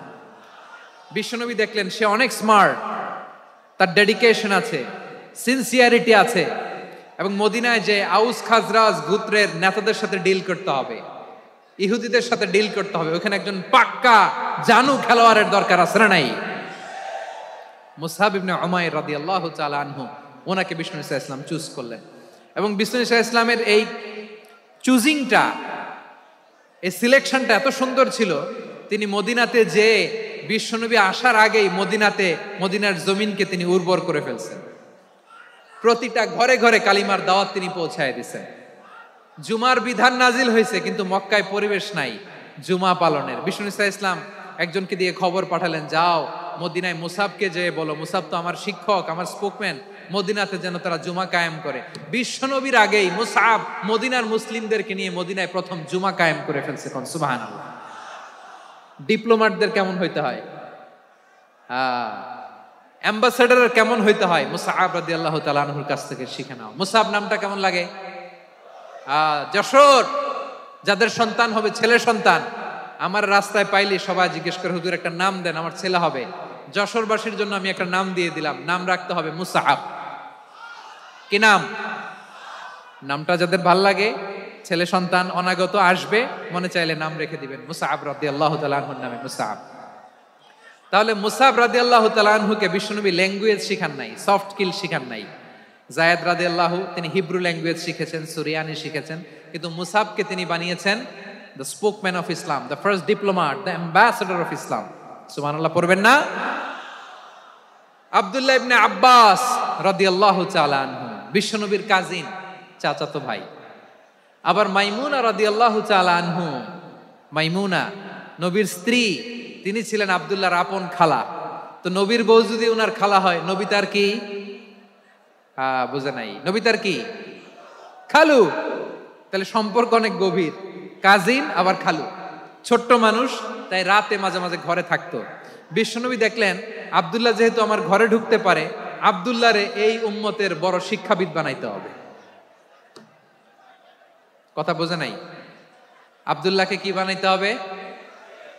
শিক্ষাবিদ, এডুকেটর অফ দিস উম্মাহ, এই উম্মার শিক্ষাবিদ বানাইতে হবে। তাই আব্দুল্লাহ ইবনে আব্বাসকে বিশ্বনবী হাতে কলমে শিক্ষা দিয়েছেন। ওনাকে বিশ্বনবী হাতে কলমে শিক্ষা দিয়েছেন, যেহেতু উম্মতের শিক্ষাবিদ হবেন, এডুকেটর হবেন। তো বিশ্বনবী রাতে যখন তাহাজ্জুদ পড়তেন, ছোট্ট আব্দুল্লাহ ঘরে থাকতো। বুঝতে পেরেছেন? ছোট্ট মানুষ তো ঘরে থাকতো। তো বিশ্বনবী তাহাজ্জুদের জন্য একবার দাঁড়িয়েছেন, ছোট্ট আব্দুল্লাহ ওযু করে দাঁড়াইছে। আচ্ছা বলেন তো, ইমাম আর মুসল্লি মোট যদি দুইজন হয়, একজন ইমাম একজন মুসল্লি, তো মুসল্লি ইমামের কোন দিকে দাঁড়াবে? ডানে দাঁড়াবে। ছোট্ট আব্দুল্লাহ বুঝে নাই, বিশ্বনবী তাহাজ্জুদ শুরু করেছেন, উনি ইক্তেদা করছেন আর দাঁড়াইছেন বায়ে। কোথায় দাঁড়িয়েছেন? আব্দুল্লাহ বলেন, যখন আমি বায়ে দাঁড়ালাম, আখাযা রাসূলুল্লাহ সাল্লাল্লাহু আলাইহি ওয়াসাল্লাম উযুনি আল ইউমনা ইয়াফতিলুহা, বিশ্বনবী নামাজরত অবস্থায় আমার কান ধরে টেনে আমার ডান দিকে এনে দাঁড় করায় দিলেন। পড়েন সুবহানাল্লাহ। দেখেন হাতে কলমে শিক্ষা। আর জীবনে ভুলাবে? কথা কয় না, আর ভুলাবে? আর ভুল হবে না। এভাবে বিশ্বনবীর অনেক সঙ্গ পেয়েছেন, সফর করেছেন, একই বাহনে বসেছেন, এক বাহনে বসে লম্বা নসিহত করেছেন, বলেছেন ইয়া গোলাম ইহফাজিল্লাহ ইয়াহফাজকা, ইহফাজিল্লাহ তাজিদহু তুজাহাক, ইযা সাআলতা ফাসআলিল্লাহ ওয়া ইযা ইসতাআনতা ফাসতাইন বিল্লাহ। আল্লাহর বিধান মানো, আল্লাহর বিধান রক্ষা করো, আল্লাহ তোমায় রক্ষা করবে। আব্দুল্লাহ, চাইতে হলে আল্লাহর কাছে চাও, সাহায্য চাইতে হলে আল্লাহর কাছে সাহায্য চাও। মনে রাখো, গোটা বিশ্বের সবাই যদি তোমার সাহায্য করতে চায়, ততটুকুই করতে পারবে যতটুকু আল্লাহ তোমার নসিবে রেখেছে। গোটা বিশ্ব যদি তোমার বিরুদ্ধে ষড়যন্ত্রে দাঁড়িয়ে যায়, ক্ষতি ততটুকু করতে পারবে যতটুকু তোমার জন্য বরাদ্দ আছে, এর বাইরে কিছু করতে পারবে না। আওয়াজ করে বলেন ঠিক কিনা? এভাবে হাতে কলমে শিখিয়েছেন, বিশ্বনবীর সঙ্গ পেয়েছেন। ওনাকে বিষ্ণু ইসলাম শিক্ষাবিদ, এডুকেটর অফ দিস উম্মাহ হিসেবে সিলেক্ট করেছেন, হাতে কলমে শিখিয়েছেন। বিশ্বনবী একবার প্রকৃতির ডাকে সাড়া দিয়ে এসেছেন। এখন কি করতে হবে? নামাজের জন্য ওযু করতে হবে। বিশ্বনবী এসেই দেখেন ওযুর বদনায় পানি ভরা, খুশি হয়ে গেলেন, বললেন কে রেখেছে পানি? একজন বলল আব্দুল্লাহ রেখেছে। বিশ্বনবী অত্যন্ত খুশি হলেন, খুশি হয়ে একটা দোয়া করলেন, বললেন আল্লাহুম্মা ফাক্কিহু ফিদ্দীন ওয়া আল্লিমহু তা'ওয়ীল, আল্লাহ তুমি আব্দুল্লাহকে দ্বীনের বুঝ দিও আর কোরআনের তাফসির শিক্ষা দিও। বিশ্বনবীর এই দোয়া এমন লাগছে, উনি রাইসুল মুফাসসিরিন, এই পৃথিবীতে যত মুফাসসির ছিল, যত মুফাসসির আসবে, সকল মুফাসসিরের সম্রাট হিসেবে স্বীকৃত হয়েছেন আব্দুল্লাহ ইবনে আব্বাস। বিশ্বনবী ওনারে আজান শিখান নাই, বিশ্বনবী ওনারে ল্যাঙ্গুয়েজ শিখান নাই, বিশ্বনবী ওনারে অ্যাম্বাসেডর বানান নাই, হাতে কলমে শিক্ষা দিয়েছেন। ছোট্ট মানুষ, বিশ্বনবী ইন্তেকাল করলেন, আবু বকরের সময় গেল, ওমরে ফারুকের খেলাফত, তখনও তিনি তরুণ। ওমরে ফারুক রাদিয়াল্লাহু তাআলা আনহু ওনার ক্যাবিনেট মিনিস্ট্রির বৈঠকে এই আব্দুল্লাহ ইবনে আব্বাসকে পাশ দিয়ে বসায় রাখতেন। বয়স্ক সাহাবারা এটা পছন্দ করতো না, তারা বলতো ঘটনা কি, আব্দুল্লাহর মতো ছেলে নাতি আমাদের আছে, এরা কেন রাখে ওমরে ফারুক? ওমরে ফারুক এটা টের পেলেন, তিনি বুঝতে পারলেন যে ক্যাবিনেট মেম্বাররা এটা পছন্দ করে না, ছোট্ট আব্দুল্লাহরা কেন রাখি, কেন যে রাখি এটা একদিন বুঝাবো। একদিন মিটিং এ তিনি সবাইকে বললেন ইদা জাআ নাসরুল্লাহি ওয়াল ফাতহ, এই আয়াত দ্বারা উদ্দেশ্য কি বলেন তো মুরব্বী সাহাবীরা? এক সাহাবী বলেন এই সূরা দ্বারা উদ্দেশ্য, আল্লাহ বলেছেন আমাদেরকে বিভিন্ন ল্যান্ড, বিভিন্ন এলাকা বিজয় করতে হবে। ওমরে ফারুক বললেন না, হয়নি। আরেকজন বললেন বিজয় হওয়ার পর আমাদের বেশি বেশি আল্লাহর বরত্বের ঘোষণা দিতে হবে, এটা উদ্দেশ্য। ওমরে ফারুক বললেন না, হয় নাই। যারা জিজ্ঞেস করেন কেউ পারে না। সব শেষে বিশ্বনবী ছোট্ট আব্দুল্লাহরে বলেন আব্দুল্লাহ ইদা জাআ নাসরুল্লাহি ওয়াল ফাতহ, এর দ্বারা উদ্দেশ্য কি বলো তো?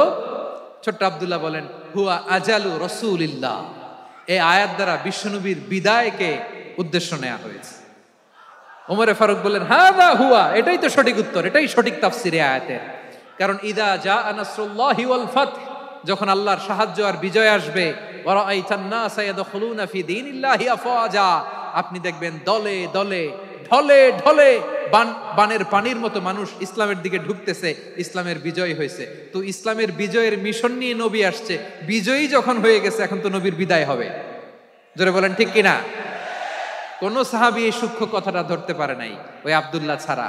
আব্দুল্লাহ যখন উত্তর দিছে সব সাহাবীদের টনক নড়েছে। এরপর থেকে কোনো ক্যাবিনেট মিটিং এ আর কোনো সাহাবারা কোনো প্রশ্ন করে নাই, আওয়াজ করে পড়েন সুবহানাল্লাহ। বিশ্বনবী আব্দুল্লাহ ইবনে আব্বাসকে দ্য এডুকেটর অফ দ্য উম্মাহ, উম্মার শিক্ষাবিদ হিসেবে গ্রহণ করেছেন। আওয়াজ করে পড়তে হবে আল্লাহু আকবার। সাহাবীদের নামগুলো মনে থাকবে? 1 নম্বরে আবু মাহজুরা, মুয়াজ্জিন বানাইছেন। যায়েদ ইবনে সাবিত, দোভাষী, ট্রান্সলেটর অফ প্রফেট, এবং তিনি ছিলেন বিশ্বনবীর ব্যক্তিগত সচিব। মুসআব ইবনে উমাইর, the first ambassador and diplomat of Islam. আব্দুল্লাহ ইবনে আব্বাস, এই উম্মার সবচেয়ে বড় এডুকেটর, শিক্ষাবিদ। আরেকজন ছিল আব্দুল্লাহ ইবনে মাসউদ রাদিয়াল্লাহু তাআলা।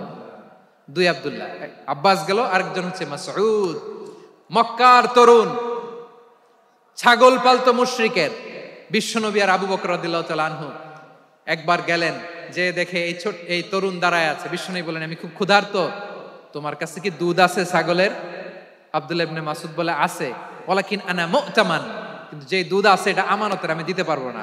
বিশ্বনবী এইটা শুনেই তারা টার্গেট করে ফেলছে। আনা মুতামান, দুধ আছে কিন্তু এটা আমার মালিকের, আমি তো দরদ দেখায় আমার মালিকের দুধ আপনি পথিক, আপনারা দিতে পারি না। বিশ্বনবী টার্গেট করে ফেলছেন, এরে আমার কাজে লাগাইতে হবে। বিশ্বনবী বললেন, আচ্ছা ঠিক আছে, দুধ দিও না, কিন্তু এমন ছাগি আছে কিনা যেই ছাগির সাথে কোনো ছাগলের মিলন হয় নাই, তার ওলানে দুধও আসে নাই, বাচ্চাও নাই, এরকম ছাগির থেকে যদি আমি দুধ খাই তাহলে তো সমস্যা নাই। বলতেছে, এরকম ছাগির থেকে দুধ খাইলে সমস্যা নাই, কারণ এরকম ছাগির ওলান থেকে দুধ আসবেও না। বলতেছে, ঠিক আছে, এরকম একটা ছাগি নিয়ে আসা হলো। বিশ্বনবী বিসমিল্লাহ বলে ওই ছাগির ওলানে হাত দিলেন। হাত দিতে দেরি, পুরো ওলানটা দুধে ভরে যেতে দেরি হয় না। বিশ্বনবী আর আবু বকর রাদিয়াল্লাহু তাআলা আনহু দহন করে পেট ভরে খেলেন। এই দৃশ্য আব্দুল্লাহ ইবনে মাসউদের হৃদয়ে দাগ কাটলো। এই মুজিজা দেখে তিনি বললেন, আশহাদু আল্লা ইলাহা ইল্লাল্লাহ ওয়া আশহাদু আন্না মুহাম্মাদুর রাসূলুল্লাহ। তিনি ষষ্ঠ মুসলিম ছিলেন, 6 নম্বর মুসলমান। ওনাকে টার্গেট করে বিশ্বনবী দেখলেন এমন ইন্টেলেকচুয়াল ব্রেন, উনি সূক্ষ্ম সূক্ষ্ম জিনিস বুঝে বেশি, ফিকহি জ্ঞান ওনার মধ্যে বেশি। বিশ্বনবী ওনাকে কোরআনের জ্ঞান শিক্ষা দিতে লাগলেন। উনি বিশ্বনবী সবার কাছে কোরআন শোনায়, কিন্তু বিশ্বনবী নিজে আব্দুল্লাহ ইবনে মাসউদের কাছ থেকে কোরআন শুনতো। বিশ্বনবী একবার বললেন, ইকরা আলাইয়া ইয়া মাসউদ। ইবনে মাসউদ, একবার শোনাও তো কোরআন দেখি। আব্দুল্লাহ ইবনে মাসউদ বলে, আকরাউ আলাইকা ওয়া আলাইকা উনজিল। নবী, আপনার উপর কোরআন নাজিল হয় আর আমি আপনার সামনে কোরআন পড়ব। বিশ্বনবী বললেন, ইন্নী উহিব্বু আন আসমাআহু মিন গায়রি। আমি নিজে পড়তে যেমনি ভালোবাসি, অন্যে পড়ুক আমি শুনবো, এটাও আমি ভালোবাসি। সূরা নিসা তিনি তেলাওয়াত করে শুনিয়েছেন। এমন সূক্ষ্ম সূক্ষ্ম বিষয় বিশ্বনবী উনাকে ধরিয়ে দিয়েছেন। উনি হয়ে গিয়েছেন, আব্দুল্লাহ ইবনে আব্বাস হয়েছেন রাইসুল মুফাসসিরিন, উনি হয়ে গিয়েছেন ফাকিহুল উম্মাহ। ওনার চাইতে বড় ফকি এই পৃথিবী আর দেখবে না। চিল্লায় বলেন সুবহানাল্লাহ। উনি বলতেন, ওয়াল্লাহি ওয়াল্লাহি ইল্লাযী লা ইলাহা গায়রু মা উনজিলাত সূরাতুন ইল্লা ওয়া আনা আ'লামু আইনা উনজিলাত ওয়া ফীমা উনজিলাত। বিশ্বনবী এমন ভাবে কোরআনের দার্স আমাকে দিয়েছেন, কোরআনে যত সূরা নাজিল হয়েছে, যেখানে নাজিল হোক না কেন আমি জানি এটা কোথায় নাজিল হয়েছে এবং কোন প্রেক্ষাপটে নাজিল হয়েছে। এমন একটা সূরা নাই যে সূরার কোথায় নাজিল হয়েছে আমি মাসুদের জানা নাই, কোন প্রেক্ষাপটে নাজিল হয়েছে আমার জানা নাই। এরকম ঘটবে না। চিল্লায় বলেন আল্লাহু আকবার। এই আব্দুল্লাহ ইবনে মাসউদ রাদিয়াল্লাহু তাআলা ওমর ফারুকের সময় কুফার চিফ জাস্টিস ছিলেন।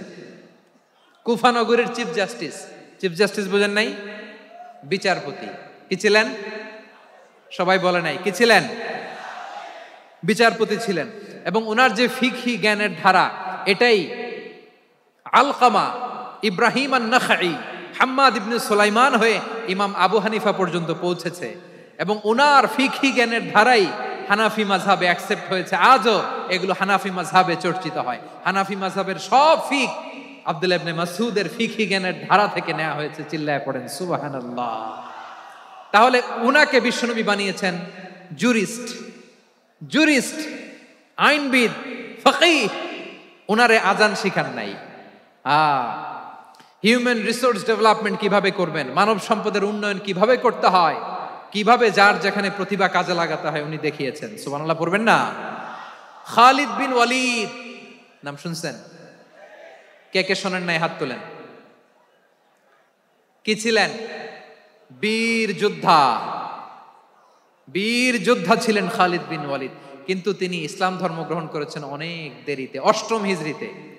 তার মানে 8ম হিজরির আগে উনি মুশরিকদের পক্ষে লড়াই করেছেন। ওনার হাতে কত মুসলিম সাহাবী যে নিহত হয়েছে হিসাব নাই। বিশ্বনবী টার্গেট করে রাখছে, তুমি আমাদের মুসলিমদের এত ক্ষতি করলা, তুমি যখন মুসলমান হবা তোমার দিয়ে আমি এমন কাম করামু যে এটা আর কেউ করতে পারবে না। বসুন বসুন। খালিদ বিন ওয়ালিদ রাদিয়াল্লাহু তাআলা 8ম হিজরিতে মুসলিম হয়েছেন, মক্কা বিজয়ের আগে। তো মক্কা বিজয়ের আগে যখন মুসলিম হয়েছেন, এর আগে কি করছেন? কাফিরদের সাথে যুদ্ধ করেছেন। উনি উহুদের যুদ্ধে মুসলমানদের যে পরাজয় ভাব, কঠিন পরিস্থিতির মুখোমুখি উনার কারণে পেছন থেকে এমন আতর্কিত আক্রমণ করেছেন, মুসলমানদেরকে কচুকাটা করেছেন। 8ম হিজরিতে আল্লাহ তাআলা হেদায়েতের নূর দিয়ে ওনার হৃদয়টাকে উজালা করে দিলেন। লা ইলাহা এটা এমন বাণী যার হৃদয়ে একবার টাচ খাবে, এইটা থেকে সে আর পালিয়ে বেড়াতে পারে। ঝিনুকের ভেতর লুকিয়ে থাকে যেমন মতি, ঝিনুকের ভেতর লুকিয়ে থাকে যেমন মতি, কলমা শাহাদাতে আছে আল্লাহর জ্যোতি, কলমা শাহাদাতে আছে আল্লাহর জ্যোতি। ঠিক কিনা বলেন? মক্কা বিজয়ের আগে মুসলিম হলেন, হওয়ার পরেই বিশ্বনবীর টার্গেট ফুলফিল হলো। ওই যে টার্গেট করে রেখেছেন আর দোয়া করেছেন, খালিদ বিন ওয়ালিদ যদি মুসলিম হয় তাকে আমি মিলিটারি চিফ বানাবো। ওনাকে আজান শিখান নাই, ওনারে কান ধইরা নামাজের এই মাথা থেকে ওই মাথা আনান নাই, ফিকহি কোরআনের সূক্ষ্ম তাফসীর ওনারে শিখান নাই, অ্যাম্বাসেডর বানান নাই। বিষ্ণু ইসলাম উনাকে সামরিক অভিযানে প্রেরণ করেছেন। সামরিক অভিযানে তিনি প্রেরণ করেছেন। উনার জীবদ্দশায় উনার নেতৃত্বে যতগুলো যুদ্ধ হয়েছে, একটা যুদ্ধেও তিনি পরাজয় বরণ করেন নাই। ওমরে ফারুকের সময়কালে তিনি চিফ অফ মুসলিম মিলিটারি মানে মুসলিম সেনাপতি হয়েছেন।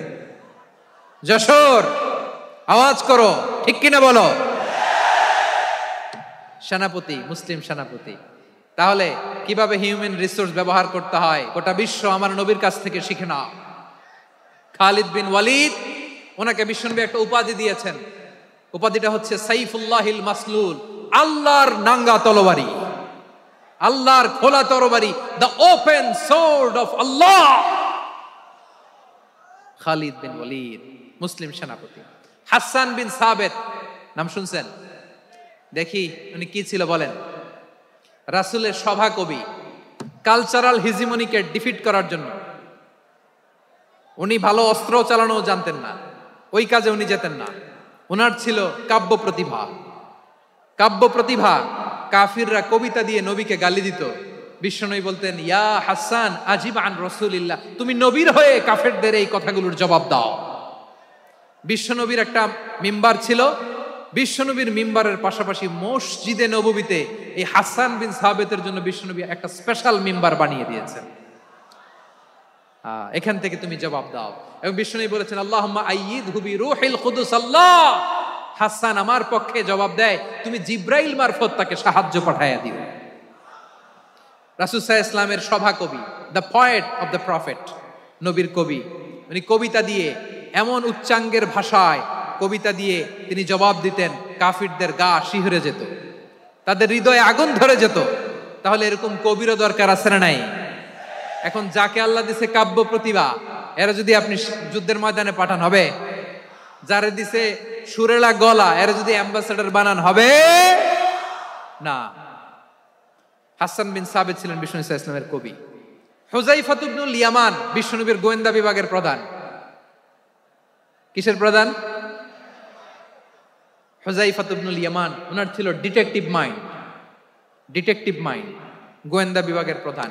এবং উনি হচ্ছেন সাহিবু সিররি রাসূলিল্লাহ, রাসূল সাল্লাল্লাহু আলাইহি ওয়াসাল্লামের গোপন তথ্যের ধারক বাহক। নবীর যেই কথা কেউ জানে না, সব হুযায়ফার পেটের ভিতরে ছিল। সুবহানাল্লাহ পড়েন। মদিনার যত ইহুদিদের একটা লিস্ট ছিল, এই লিস্ট শুধু দুইজন জানতো, বিশ্বনবী আর হুযায়ফা। সুবহানাল্লাহ পড়বেন না? তাহলে উনাকে কোন দায়িত্ব দিছে? কোন বিভাগ? যশোর আওয়াজ করো, কোন বিভাগ? গোয়েন্দা বিভাগের হেড ছিল।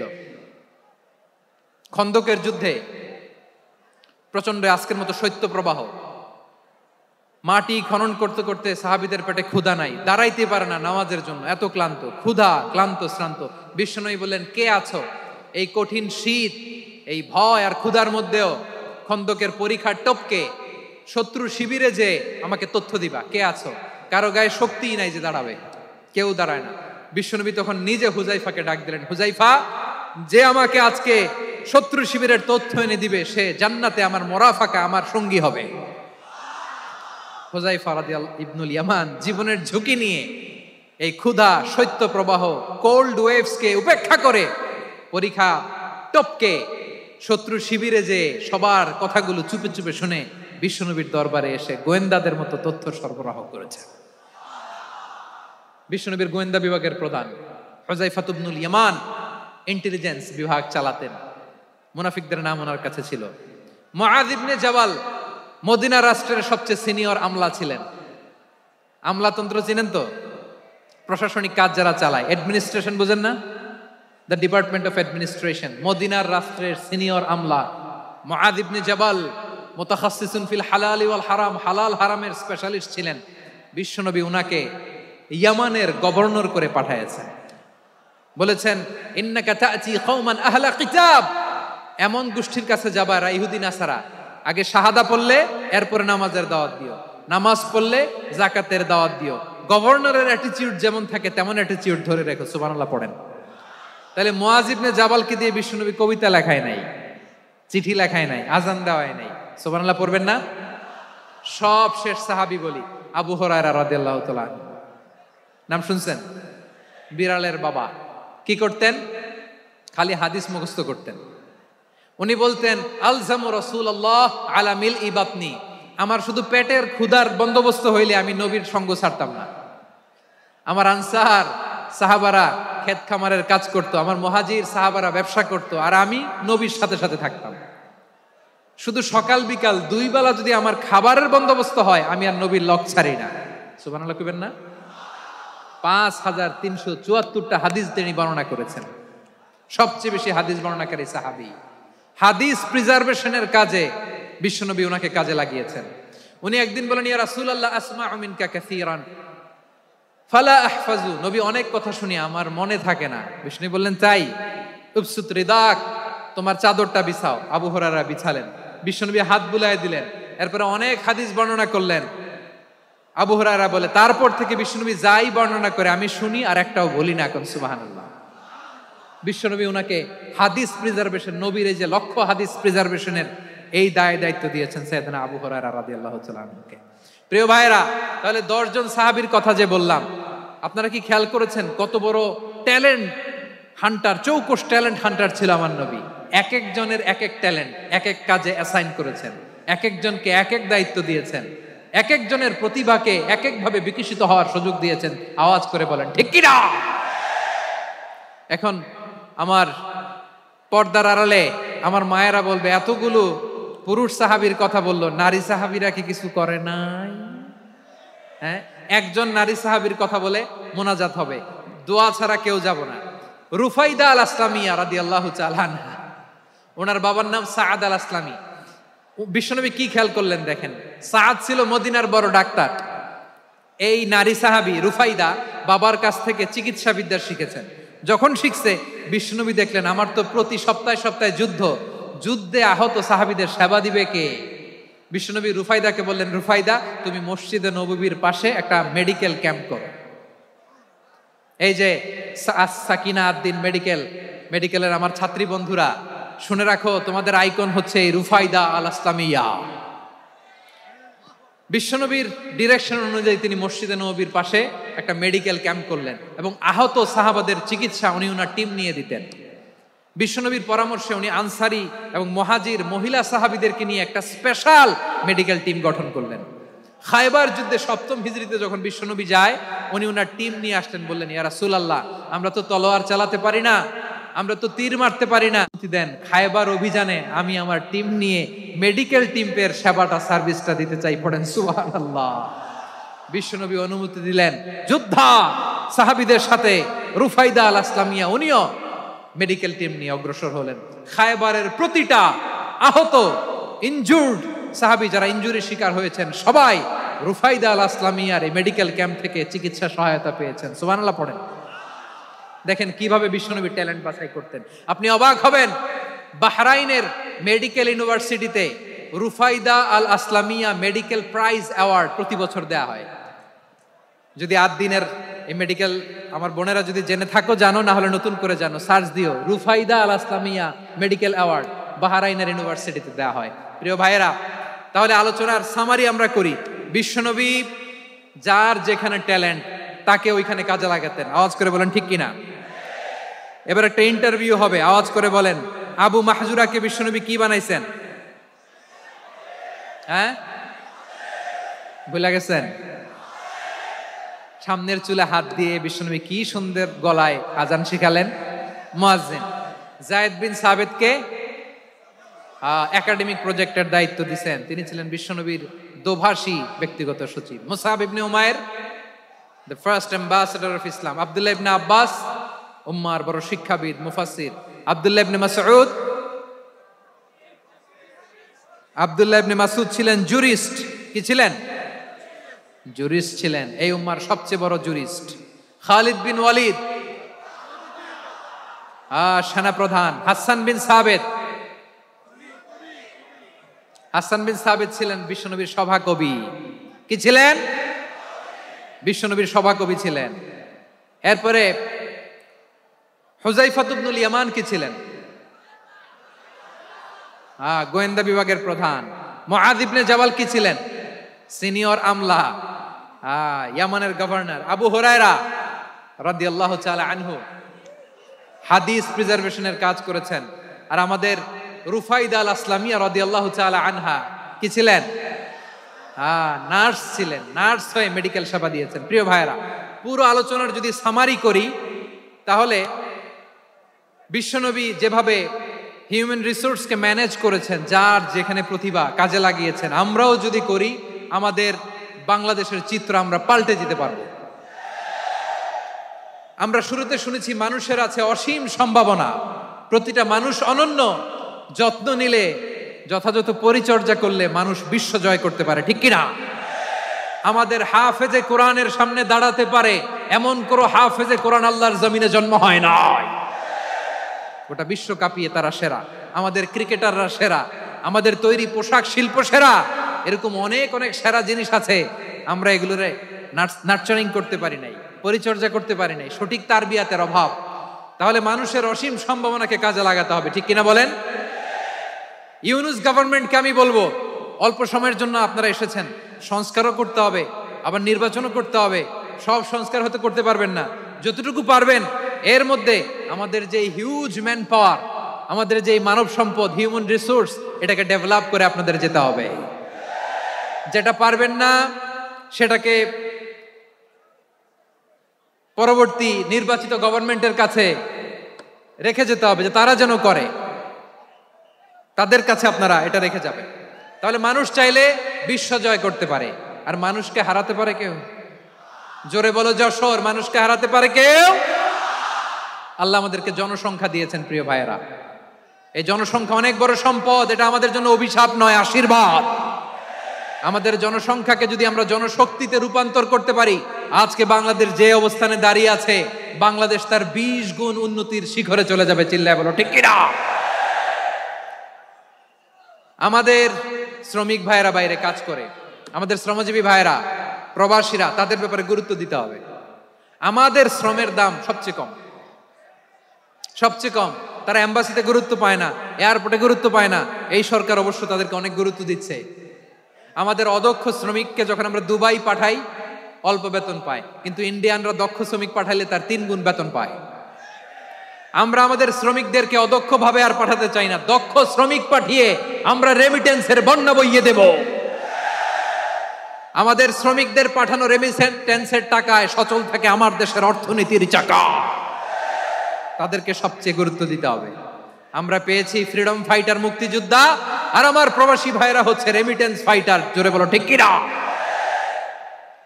তাহলে আমাদের এই জনশক্তিকে জনসম্পদে ট্রান্সফর্ম করতে হবে, ঠিক কিনা বলেন? সরকার জনগণকে এভাবে পলিশ করতে হবে।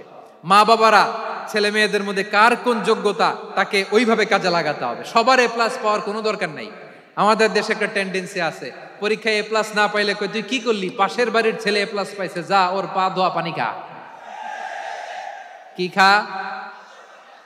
তা আমি ভাবছি যে পা ধোয়া এ প্লাস পাওয়া ছেলেদের পা ধোয়া পানির একটা পানির ব্র্যান্ড বানাইতে হবে, এরকম লেখা থাকবে এ প্লাস পাওয়া ছেলেদের পা ধোয়া পানি।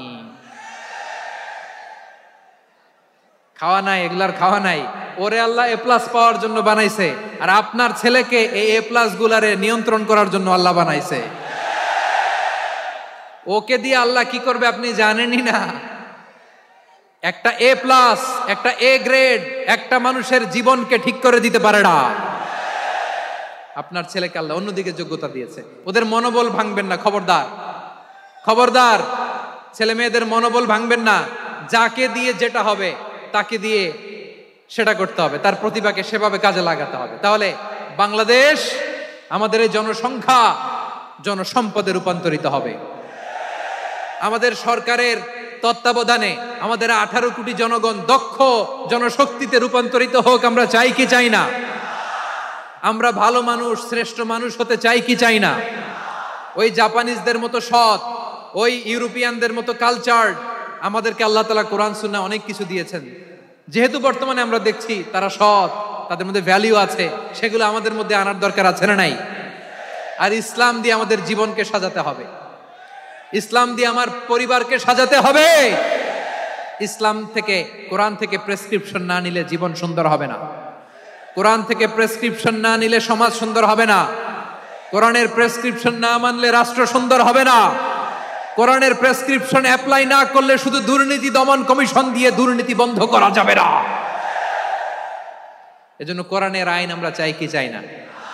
প্রিয় ভাইয়েরা, হিউম্যান রিসোর্স ডেভেলপমেন্ট, মানব সম্পদের উন্নয়ন, আমাদের সরকার যেন এদিকে নজর দেয়। আমরা যেন এই ব্যাপারে যত্নবান হয়ে উঠি। যাকে আল্লাহ যে যোগ্যতা দিয়েছে, এই যোগ্যতা দিয়ে আমরা যেন ইসলামের জন্য, দেশের জন্য কাজ করি। আমরা যেন আমাদের স্কিল ডেভেলপ করি, আমাদের পটেনশিয়ালকে ডেভেলপ করি। মোরালিটি, ভ্যালিউজ নিয়ে শায়েখ আহমদুল্লাহ আলোচনা করেছেন, এগুলো দিয়ে যেন আমরা আমাদেরকে সাজাই। আল্লাহ তাআলা আমাদের দেশকে তুমি নিরাপদ করো, আমরা পড়ি আমিন।